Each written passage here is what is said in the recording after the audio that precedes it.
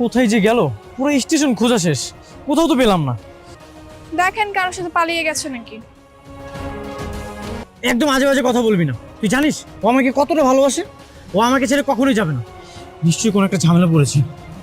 হুম, তা তো দেখতেই পাচ্ছি কতটা ভালোবাসে। বিয়ে করার আগেই পালিয়ে গেছে। আপনার তো সুপুরিয়া আদায় করা উচিত যে বাসায় নিয়ে যাওয়ার পর পালিয়ে যায়নি, তাহলে আপনার আরো বদনাম হতো। একদম উল্টাপাল্টা কথা বলবি না। তোর কাছে কি আমি লেকচার শুনতে চাইছি? কোনো লেকচার দিচ্ছি না। আচ্ছা, এক জায়গায় দাঁড়িয়ে থাকতে পারবো না, এখন কোথায় যাবেন চলেন। কোথায় যাবো মানে? তুই তোর বাসায় যাবি, আমি ওর বাসায় যাবো। আচ্ছা, তোর যেখানে ইচ্ছে তুই সেখানেই যা।